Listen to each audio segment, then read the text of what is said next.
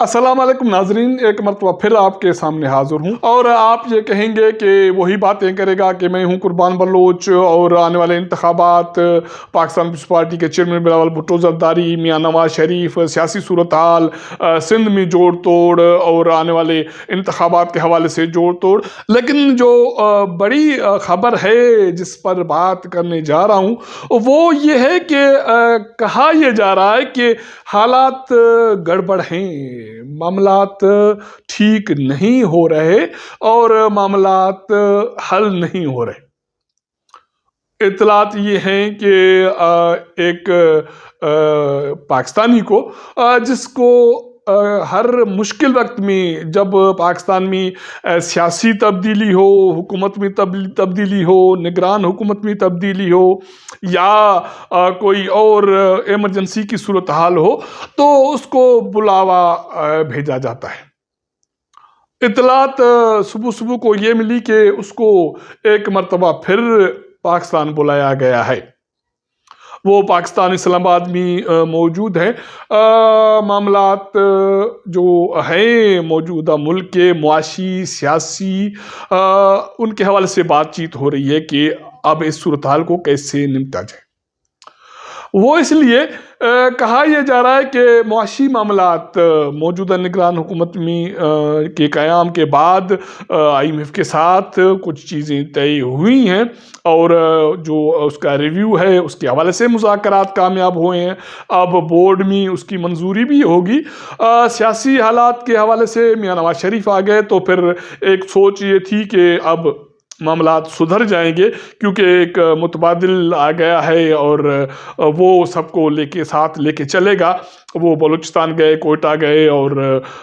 پنجاب میں سرگرمیاں ہیں، سندھ میں سرگرمیاں ہیں، لیکن اس کے باوجود یہ معاملات آگے نہیں بڑھ رہے، معاملات ٹھیک نہیں ہو رہے۔ ابھی تک وہی ایک عذاب ہے مہنگائی کا، بجلی کے قیمتیں بڑھانی پڑ رہی ہیں، گیس کی قیمتیں بڑھانی پڑ رہی ہیں، سرکولر ڈیٹ کا ایشو ہے اور جو قسطیں ہیں ان کی واپسی کا ایشو ہے، ڈالر ابھی کنٹرول میں نہیں آ رہا۔ اس کی وجہ جو ذرائع بتاتے ہیں کہ جو سیاسی صورتحال ہے وہ ابھی تک کوئی کنٹرول میں نہیں ہے۔ بہت سارے اقدامات کیے گئے لیکن اس کے باوجود معاملات رک نہیں رہے، تھم نہیں رہے۔ اب ریسنٹلی یہ ایک کوشش یہ کی گئی ہے، ذرائع کہتے ہیں کہ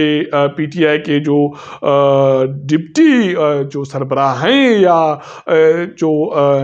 نائب چیئرمین ہیں شاہ محمود قریشی، اس کے ذریعے یہ کوشش کی گئی کہ معاملات کو ایک مرتبہ پھر سنبھالا جائے، سدھارا جائے، کنٹرول کیا جائے، لیکن جو سابق وزیر اعظم ہیں وہ ابھی تک کوئی بات ماننے کے لیے تیار نہیں ہے۔ اطلاعات یہ ہیں کہ ان سے بات کی گئی کہ جو PTI کے لوگ ہیں اور جماعت پہ بہت مشکل وقت ہے، کڑا وقت ہے، اس سے ان کو چھٹکارا دلوائیں۔ آپ کوئی تھوڑے عرصے کے لیے کوئی ان کو ریلیف دینے کا سوچیں، کوئی یہ کہا گیا ہے کہ ان پہ رحم کریں۔ تو بجائے اس کے کہ وہ بات سنیں کہ رحم کیوں کرے، کون سا رحم کرے، رحم کرنے کا طریقہ کار کیا ہو، وہ کہتے ہیں کہ میں باہر نہیں جاؤں گا، میں کوئی ڈیل نہیں کروں گا، میں کوئی ڈھیل نہیں دوں گا، اور جو معاملات ہیں سیاسی وہ اسی طرح جو ہیں ان کو لیول پلینگ فیلڈ ملنی چاہیے، انصاف ملنا چاہیے، آئین قانون یہ وہ آئیں بائیں اور یہی بات۔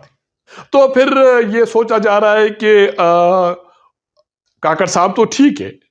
نو ایشو، ایکٹیو ہے اور معاملات کو ٹھیک طرح سے ہینڈل بھی کر رہا ہے اور بات چیت کے حوالے سے بھی تگڑا ہے، لیکن جو صورتحال پیدا ہو رہی ہے عدالتوں کے فورم پر، فوجی عدالتوں کے حوالے سے معاملات آپ کے سامنے آئے، اور اس کے بعد جو اڈیالہ جیل میں ہیئرنگ کے حوالے سے عمران خان کی جو سماعت تھی سفائر کیس کے حوالے سے،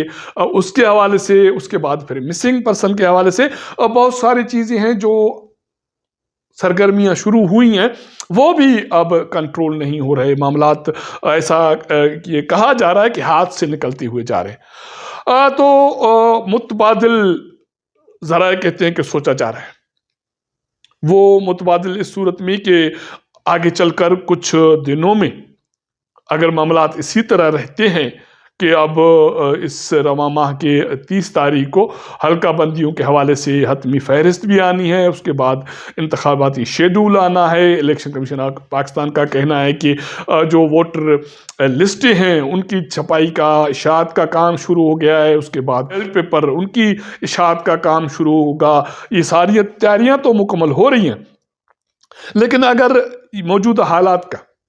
معاشی اگر کوئی استحکام نہیں آتا، سیاسی استحکام نہیں آتا اور سیاسی معاملات کنٹرول نہیں ہوتے، خاص کر کے آنے والے انتخابات، کیونکہ ٹھیک ہے کہتے ہیں کہ پی ٹی آئی اس کی قیادت جیل میں ہے، لیکن ووٹر تو موجود ہے آن دی گراؤنڈ۔ اور دوسری بات یہ ہے کہ جو سابق وزیر اعظم نواز شریف آئے ہیں وہ کوئی جھگڑے کی بات تو نہیں کر رہے، لیکن اس کی طبیعت میں ابھی بھی غصہ موجود ہے۔ جو مری میں انہوں نے بات چیت کی وہ پھر وہی باتیں دہرائی کہ ہم نے کوئی سبق نہیں سیکھا، ہم نے یہ کیا اور میرے خلاف کوئی ثبوت نہیں ملے تو بیٹے سے تنخواہ کے الزام میں مجھے نکال دیا، پاکستان کے ساتھ کھیلا جا رہا ہے، عدم استحکام ہے، غیر مستحکم ہے۔ تو آگے چل کر جب اس کی حکمرانی بنے گی اور جو غصہ اس کے دل میں دماغ میں ہے، کیا اس سے معاملات ٹھیک ہوں گے؟ بلاول بھٹو زرداری تو اس حد تک الزام لگا چکے کہ پی ڈی ایم کی جو حکومت تھی